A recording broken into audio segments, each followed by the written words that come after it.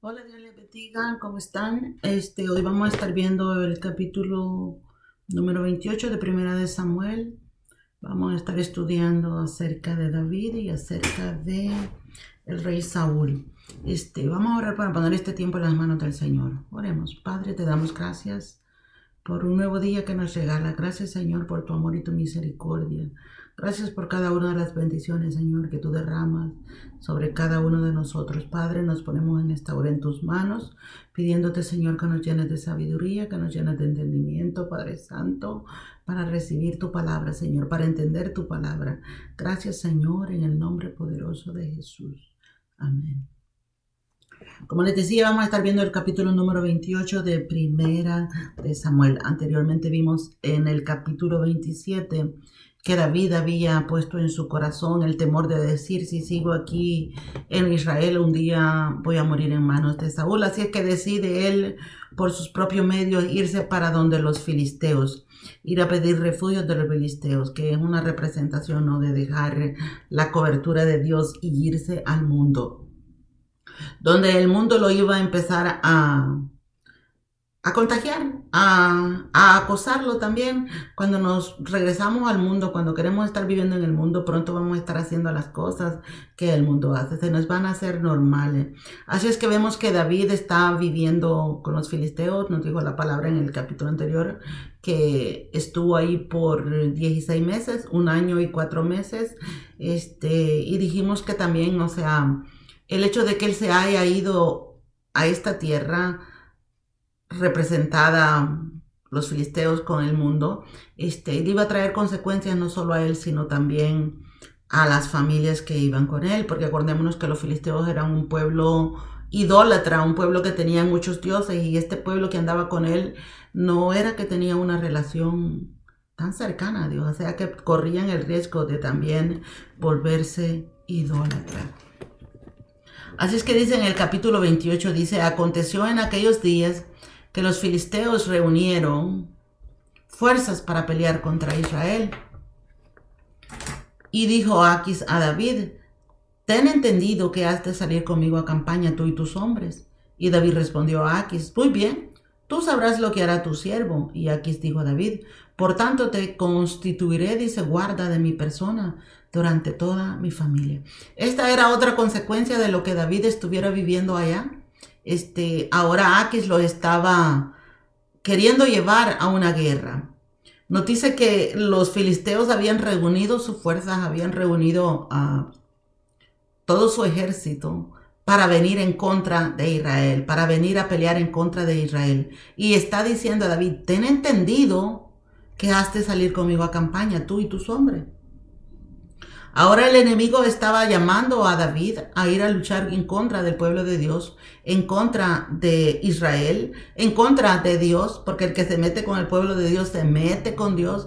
Así es que el enemigo le está diciendo: sí, o sea, yo ya te tuve aquí, te tengo en mi casa, te di una ciudad para que estuvieras con tu familia, ahora tú vas a pelear de mi lado. David está en una situación muy difícil, porque él, su corazón sigue siendo hacia Dios, hacia el pueblo de Israel. Lo vimos, ¿no?, que andaba asolando las ciudades de los filisteos, nada más que no se lo hacía saber al rey Aquis, sino que al rey Aquis le decía que él estaba asolando ciudades del pueblo de Israel y que por eso él estaba mintiendo, ¿no? Y eso era algo que a Dios no le agrada, la mentira. Él reconocía que estaba haciendo malo, oraba a Dios para que Dios lo sacara de ese mundo de mentira, pero las consecuencias de estar allá en el mundo, ahora tiene que tomar la decisión si luchar en contra de Dios, si luchar en contra del pueblo de Israel. Así es que le dice a Aquis: ten entendido que has de salir conmigo a campaña, tú y tus hombres. Como les digo, era una decisión difícil para David de tomar, porque si le decía que sí a Aquis, iba a ir en contra de Dios, en contra del pueblo de Israel. Pero si le decía que no, se echaba a este pueblo encima, se le venía la guerra encima, las comodidades que él había adquirido, la comodidad que tenía en la ciudad. Acordémonos que había pasado por muchos años viviendo en cuevas, huyendo de Saúl, que por eso fue que él tomó esta decisión de irse a donde los filisteos, para dejar de huir de Saúl. Y entonces tenía muchas comodidades, que si le decía que no a Aquis, se los echaba de enemigo, lo iban a correr y iba a tener que volver otra vez a andar huyendo.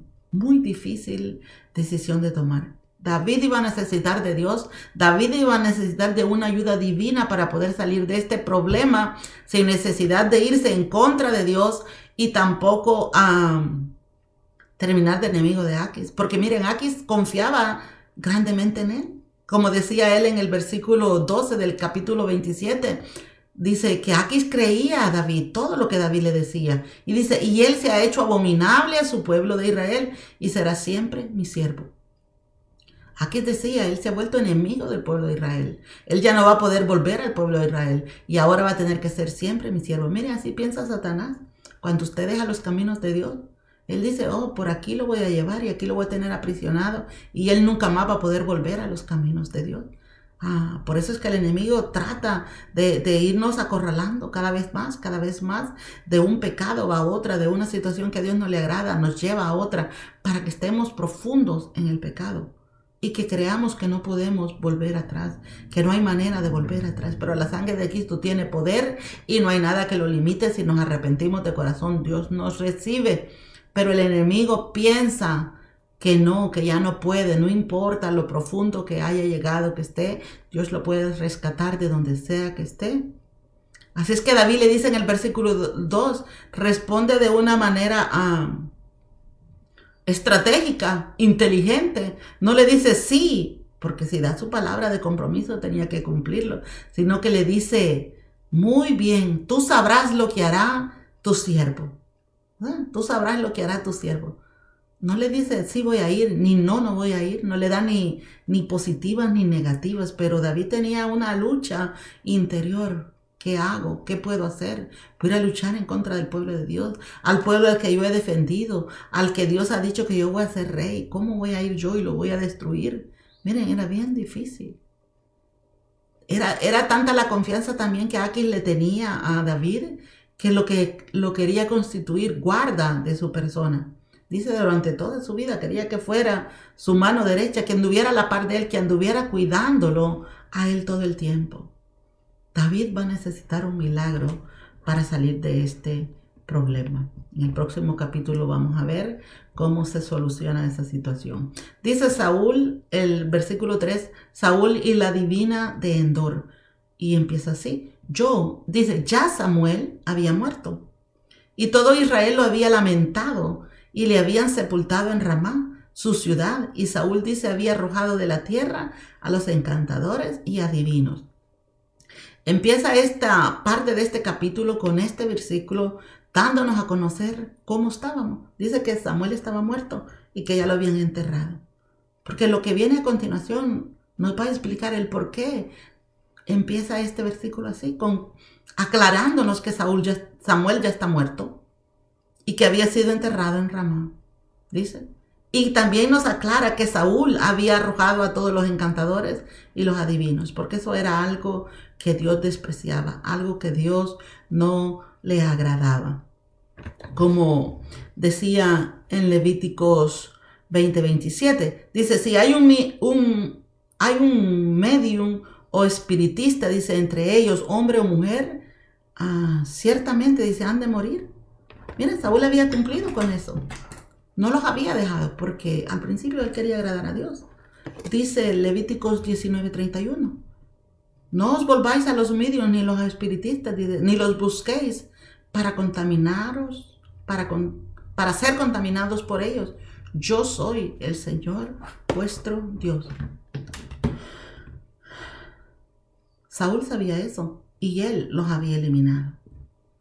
Cuando él quería servir a Dios, cuando él estaba haciendo la voluntad de Dios. Ahora vamos a leer lo que sigue. Dice el versículo 4. Se juntaron pues los filisteos, dice, y vinieron y acamparon en Sunem. Y Saúl, dice, juntó a todo Israel y acamparon en Gilboa. Y cuando vio Saúl, dice, el campamento de los filisteos, tuvo miedo y se turbó su corazón en gran manera. Venía un ejército bien empoderado, bien fuerte, que estaba listo para la batalla, y al verlo Saúl dice que tuvo miedo, que se turbó su corazón. Y dice el 6, y consultó Saúl a Jehová, pero Jehová no le respondió. ni por sueños, ni por Urim, ni por profetas. Acordémonos que ya Saúl que Dios había dejado a Saúl por su desobediencia, que Dios había dejado a Saúl por su rebeldía, por su orgullo. Saúl había tenido todos estos años, 10, casi 15 años de que pudiera recapacitar, que pudiera arrepentirse, que pudiera volver otra vez a los caminos de Dios, pero no lo había hecho. Su soberbia estaba exagerada, su soberbia estaba grande. Ya había cambiado de como era al principio, lo vimos en el versículo anterior, ¿no? Que había echado a los adivinos porque él estaba obedeciendo a Dios, pero ahora ya no obedecía a Dios. Pero en el momento de tribulación, en el momento que se siente preocupado, en el momento que se siente atacado, busca a Dios. Y pensamos que así va a estar Dios todo el tiempo, solo defendiéndonos cuando necesitamos, ayudándolo cuando necesitamos, dándonos sanidad cuando estamos enfermos, dándonos alimento cuando estamos necesitados, proveyéndonos trabajo cuando necesitamos trabajo. Pensamos que Dios está solamente para suplir nuestras necesidades a nuestra hora y a nuestro tiempo. Pero cuando Dios nos suple las necesidades, nos olvidamos de Él, nos apartamos de Él, nos hacemos a un lado. Saúl estaba así alejado de Dios completamente, él ya no le servía a Dios, así es que ya Dios no lo escuchaba.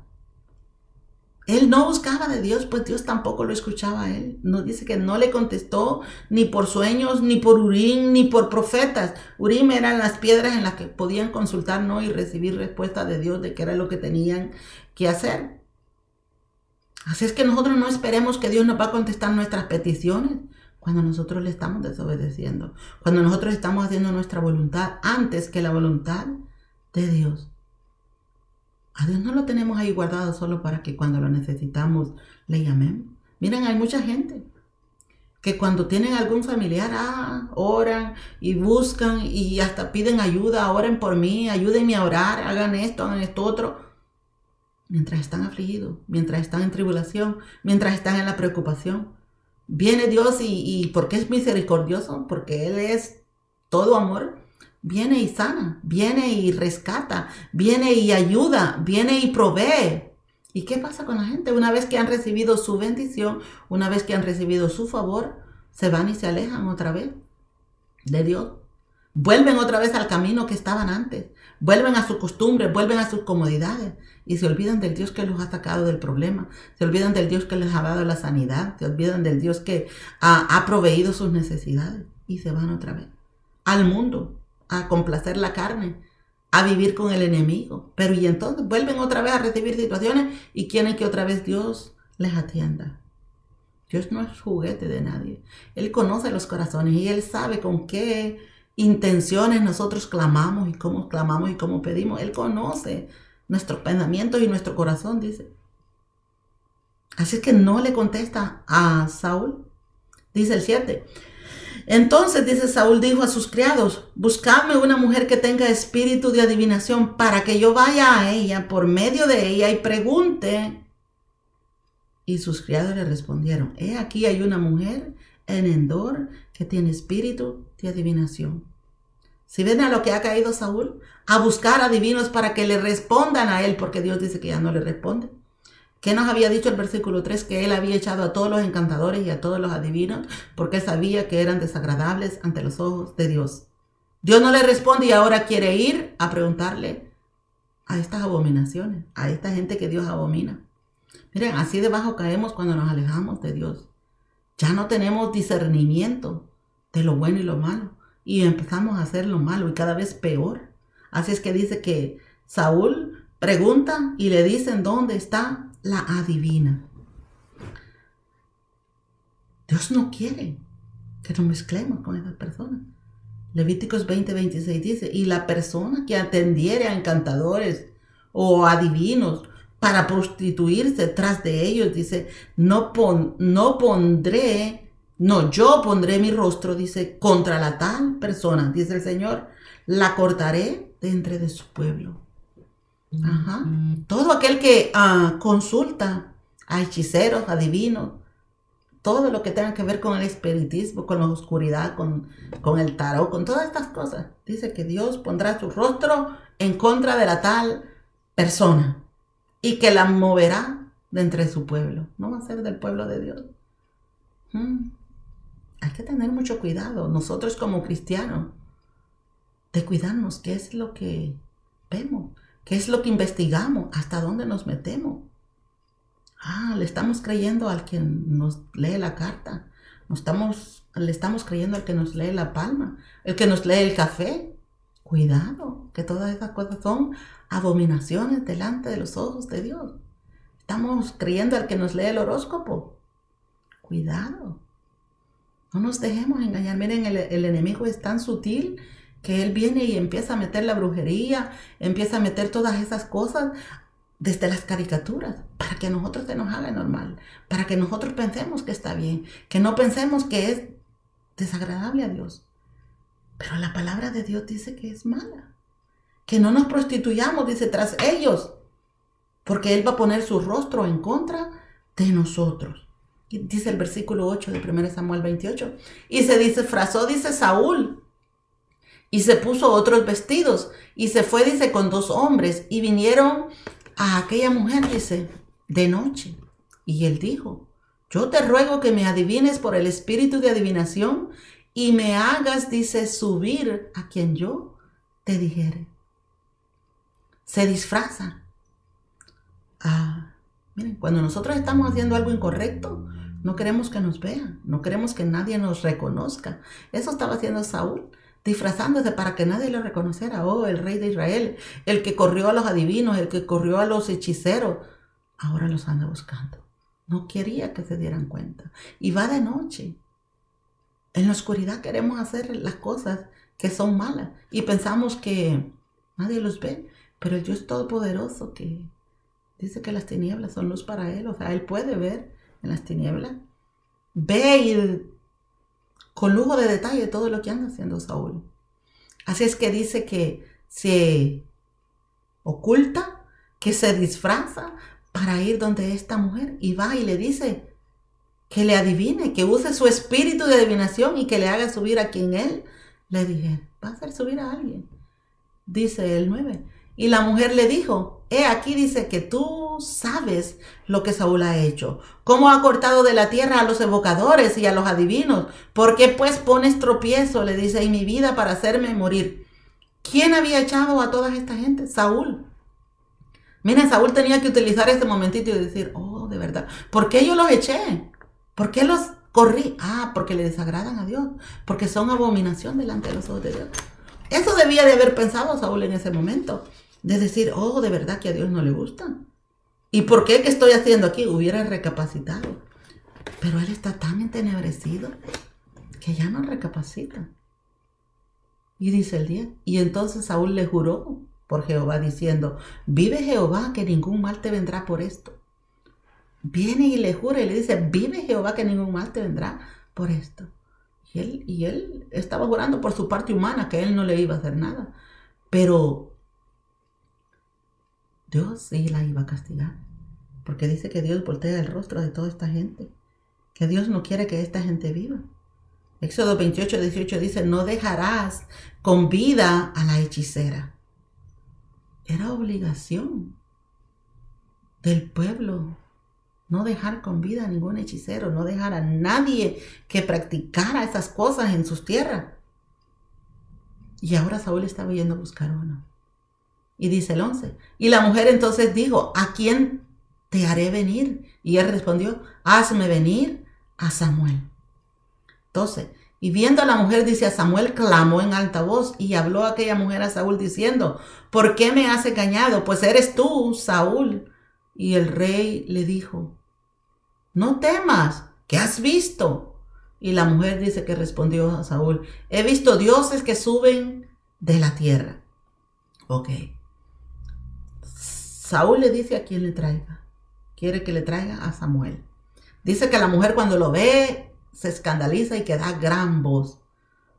Y entonces ella reconoce que este era Saúl. Ella era una divina con espíritus demoníacos. O sea, sí tienen poder. Los adivinos sí tienen poder, pero son espíritus de las tinieblas los que obran en ellos. Espíritus que a Dios no le agradan. Y le dice a Saúl que por qué lo ha engañado. Entonces él le dice que no tema, pero le pregunta qué has visto. Eso quiere decir que él no había visto a quién era el que había venido. Y la mujer se lo describe, ¿no? Y le dice, he visto dioses que suben de la tierra. Dioses, plural, dioses. Solo hay un Dios todopoderoso, y el Dios todopoderoso no está en la tierra, no está enterrado en la tierra, no está debajo de la tierra. Él está en su trono y Él llena la plenitud de la tierra. Pero ella dice que ve dioses. Miren, lo que ella veía era demonios, porque ellos son los que están debajo de la tierra, los demonios. Dice el 14, y él le dijo, ¿cuál es su forma? Y ella le respondió, un hombre anciano viene cubierto de un manto. Y Saúl entonces entendió que era Samuel. Y humillando el rostro hacia tierra hizo gran reverencia. Le dice que venía un hombre anciano y con un manto. Y Saúl da por entendido que era Samuel. Él no lo había visto, no lo podía ver. Así es que dice que pone su rostro bajo tierra. Y dice el 15, y Samuel dijo a Saúl, ¿por qué me has inquietado haciéndome venir? Y Saúl respondió, estoy muy angustiado, pues los filisteos pelean contra mí y Dios se ha apartado de mí y no me responde más, ni por medio de profetas, ni por sueños, ni por esto, dice ella, te he llamado para que me declares qué tengo que hacer. Cuando Dios dejó a Saúl, que el espíritu dejó a Saúl, nos dice la palabra que Samuel no lo volvió a ver. En vida no lo volvió a ver a Saúl. Y entonces, ¿qué le hace pensar que ahora que está muerto va a venir y le va a dar un mensaje de Dios? Que le va a aclarar mensajes de Dios. Ya no había posibilidad, no había ninguna posibilidad de eso. De que le dice, por eso te he llamado. Miren lo que dice Job 14. Para que vean que somos muertos. No. Job 14. Versículo 10 creo que era. Job 14, 10. Mas el hombre, dice, morirá y será cortado. Perecerá el hombre, dice. ¿Y dónde estará él? Como las aguas se van del mar, dice, y el río se agota y se seca, así es el hombre, yace y no vuelve a levantarse. Hasta que no haya cielo, no despertarán, ni se levantarán de su sueño. Antes de que Jesucristo viniera, todo aquel que moría, si moría con presencia de Dios, iba al seno de Abraham. Pero si moría sin Dios, iba a un lugar de tormento, al Seol. Así es que dice Dios, que mientras no haya cielo, o sea, mientras Jesucristo no resucitara y los llevara a Él, ellos iban a estar dormidos. No despertarán, dice, ni se levantarán de su sueño. Eso eran los muertos. Dice el versículo 20, para siempre, dice. No era el 20, era el 21, dice, sus hijos tendrán honores, dice, pero él no lo sabrá, y serán humillados, dice, y no entenderá de ello. No hay manera de que un muerto pudiera salir, no hay manera de que un muerto pudiera regresar a la tierra. Dice que ni aunque sus hijos tengan honor, y los hijos son lo que más queremos en esta tierra, ¿no? Dice que aunque sus hijos tuvieran honores, él no lo iba a saber. Ni aunque así fueran humillados, tampoco lo iba a saber. Si los hijos, que son los más grandes, no lo pueden hacer saber algo de la tierra, no lo pueden hacer ver algo de la tierra, mucho menos cualquier cosa. Así es que lo que Saúl está viendo definitivamente no es Samuel. Miren, Satanás tiene poder para tomar forma de hombre, para tomar forma de un ser humano. Satanás tiene el poder de hacer la voz de la gente y de hacernos creer que está viendo lo que nosotros queremos ver. Satanás utiliza esta adivina para que él creyera que estaba viendo a Samuel, que clamara a Samuel. Pero la palabra nos dice que los muertos no vuelven, que los muertos no pueden despertar. Antes de Cristo, como les digo, iban al seno de Abraham y al Seol. Eso lo dijo Jesucristo a través de la parábola o a través de la escritura que leyó del rico y el mendigo Lázaro. donde dice que el rico tuvo todas sus bendiciones aquí en la tierra y Lázaro sufrió sus necesidades, pero que cuando estaban allá, el rico vio a Lázaro al otro lado. Y entonces le dijo a Abraham, manda a que Lázaro moje sus dedos y me los ponga en mis labios. Y Abraham le dijo que no se podía, porque había un gran abismo entre ellos. O sea, sí se podían ver, estaban, voy a decir, casi que en el mismo lugar, pero en diferentes lados. Y le dijo, hay un gran abismo entre nosotros, ni nosotros podemos pasar para allá, ni ustedes pueden pasar para acá. Los que van al lugar de tormento, ellos sí tienen memoria y conocimiento y recuerdo de los que están en la casa. Porque viene este rico y le dice, tengo hermanos allá allá en el mundo, en la tierra. Manda a Lázaro que les diga que se porten bien, que entreguen su vida a Dios para que no vengan a este lugar de tormento. Ellos tienen conocimiento de lo malo que hicieron, porque eso es parte del tormento. Pero el que muere en Cristo no tiene conocimiento de los que estamos aquí en la tierra. No pueden volver aquí a la tierra. Dice que si sus hijos tuvieran honores, Él no lo sabrá. Él no sabe nada. El muerto no sabe nada de lo que estamos pasando nosotros aquí en la tierra. No nos pueden ver. No nos pueden oír. Dice, aunque fuésemos humillados los hijos, dice, aunque fueran humillados los hijos, Él no lo sabrán. Los muertos no tienen nada. Así es que nosotros no debemos de llamar muertos. No debemos de consultar, ni de aclamar, ni de decir, oh, mi mamá me cuida, oh, mi papá me cuida desde el cielo. Porque la palabra dice que no tienen memoria, que no tienen conocimiento, que están en el olvido. Dice el 16, entonces Samuel dijo, ¿y para qué me preguntas a mí? Si Jehová se ha apartado de ti y es tu enemigo, Jehová te ha hecho, dice, como dijo por medio de mí, pues Jehová ha quitado, dice, el reino de tu mano y lo ha dado a tu compañero David. Le dice este espíritu, ¿para qué me consulta a mí? Mira, el espíritu sabía bien lo que Dios había dicho. El espíritu sabía bien cuando él había abandonado cuando Dios lo había abandonado. Le dice, ¿para qué me preguntas a mí si ya el Espíritu de Dios te dejó? Si ya Dios te abandonó. Es tu enemigo, le dice.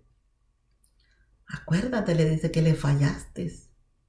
Porque también Satanás es bueno diciéndonos y recordándonos en lo que hemos fallado. A él le gusta recordarnos nuestras fallas para que nosotros nos sintamos culpables y no podamos pedir perdón.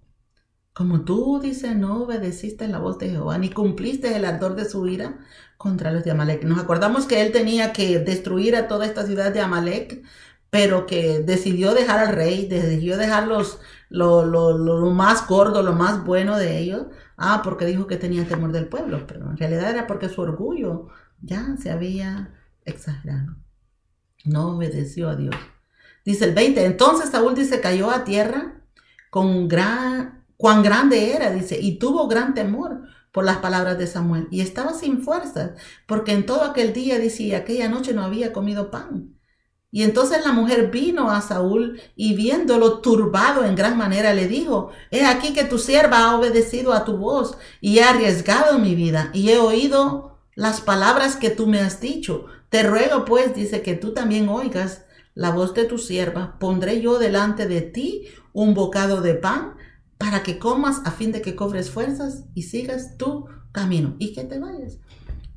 Dice, Saúl dice que estaba desmejorado, que estaba abatido, que había perdido las fuerzas porque no había comido. Un momento de quebrantamiento, de verdad, que he fallado en todo. Pero fíjense que no nos dice la palabra, de verdad que he pecado contra Dios, de verdad que yo me arrepiento. No dice que hay palabras de arrepentimiento, sino que solamente se cae su semblante. Dice, se cae cuán grande era. Acordémonos que Saúl era de los hombros para arriba más grande que todos los hombres de Israel. Súper grandote. Para esta época ya tiene casi 70 años o tiene 70 años. Y así cayó aquel hombre, dice, en tierra. Claro, la hechicera se asustó. Oh, si el rey se muere aquí, me van a matar a mí. Entonces se rebusca, se preocupa, ¿no? Y le dice, come, porque yo he arriesgado mi vida. Aliméntate, porque yo he arriesgado mi vida. Recobra tus fuerzas, porque yo he arriesgado mi vida. Mire, sin Dios no somos nada. Caemos así como está cayendo Saúl. Ya no tenemos nada. Dice que él se rehusó, dice el 23, y él se rehusó diciendo, no comeré. Pero porfiaron con él, dice, él y sus siervos, sus siervos, juntamente con la mujer. Y él les obedeció. Se levantó pues del suelo, dice, y se sentó sobre una cama. Lo rogaron para que comiera. Ya no tenía esfuerzo, así es que lo hace que coma. Se me olvidó un detallito en el versículo 19, dice, y Jehová entregará a Israel, dice, también contigo en mano de los filisteos. Y mañana estaréis conmigo, dice, tú y tus hijos, y Jehová entregará también al ejército de Israel en mano de los filisteos. Samuel les dice, mañana estarás conmigo. Samuel murió en amistad con Dios. Samuel murió haciendo la voluntad de Dios. ¿Cómo le dijo en el versículo anterior? Tú, Jehová, se ha apartado de ti y es tu enemigo. Si es el enemigo de Dios, ¿cómo va a ir donde está el supuesto Samuel, que está con Dios, que es amigo de Dios? No van a estar en el mismo lugar. Pero este es Satanás diciéndole, de mañana vas a estar conmigo, estaréis conmigo, le dice. Porque no era Samuel, era un espíritu diabólico, un espíritu de Satanás. Dice, y vas a estar tú y tus hijos, y Jehová entregará, dice, también al ejército de Israel en manos de los filisteos. Satanás no sabe nada, porque Jonatán era un hombre justo. Jonatán era un hombre que confiaba en Dios, y él no iba a estar en el mismo lugar que ellos. No iba a estar en el mismo lugar que Saúl, que había desobedecido a Dios.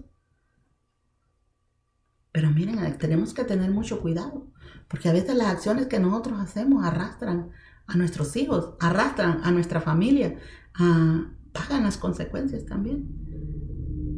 Pero el enemigo no sabe nada. Dice, mañana estarás en mi mismo lugar. Y Samuel murió como amigo de Dios, y Saúl es enemigo de Dios. No puede ir para el mismo lugar. Eso nos aclara que este no era Samuel, que este era un espíritu malo, el que estaba hablando a Saúl. Y si a Dios le desagrada tanto la hechicería, si a Dios le desagrada tanto la adivinación, si a Dios le desagrada todo esto y esa abominación, ¿por qué Dios va a ocupar un medio para traerle un mensaje a Saúl a través de ellos? Dios no puede contradecirse en su propia palabra. Así es que definitivamente no era Samuel. Saúl no lo pudo ver, porque dice que los muertos, dice la palabra, no salen.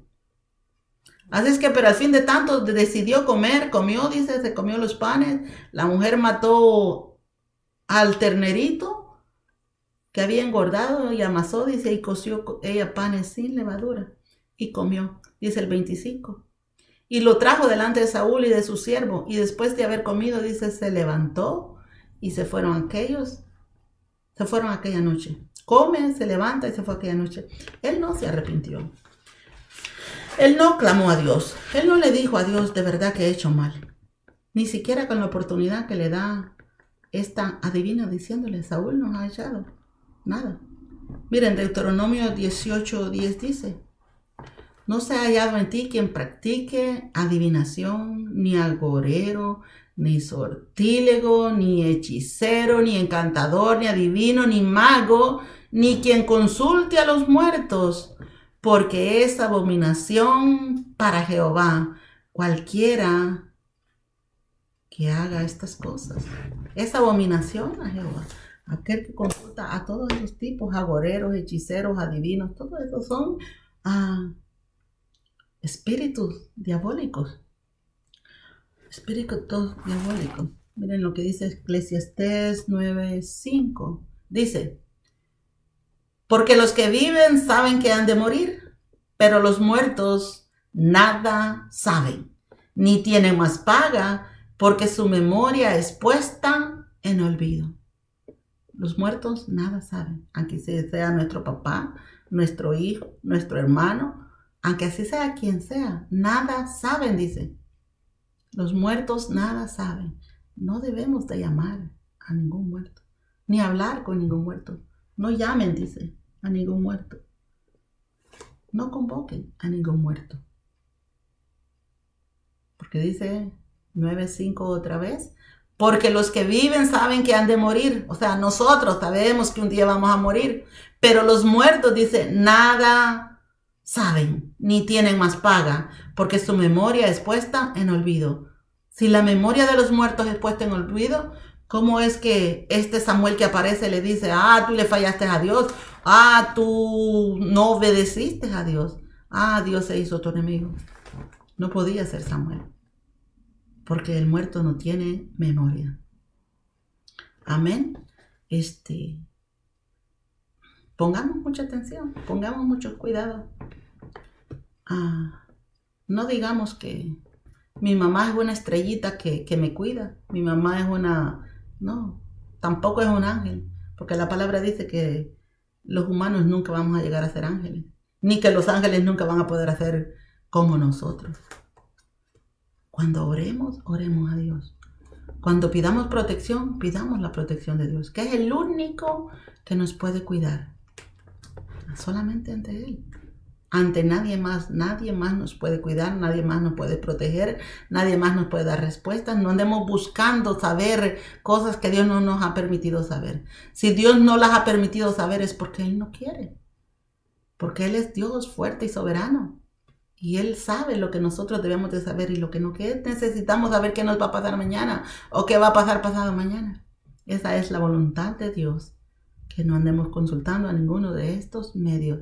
Son abominables ante Dios.